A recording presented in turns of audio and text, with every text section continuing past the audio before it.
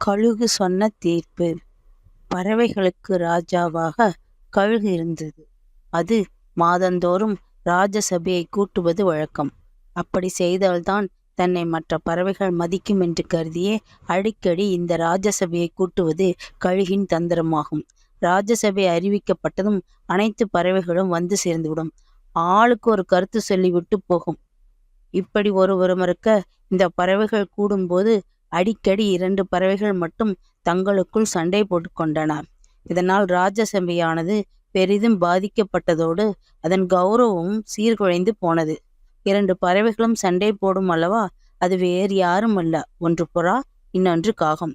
அவர்களுக்குள் யார் உயரமாக பறக்கிறார்கள் என்ற சண்டைதான் ராஜசபை கூடும்போது ஆரம்பிக்கும்.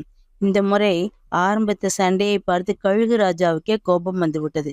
2ஐயும் அழைத்து, உங்களில் யார் மிகவும் முட்டாளோ அவர்கள்தான் உயரமாக பறப்பீர்கள்.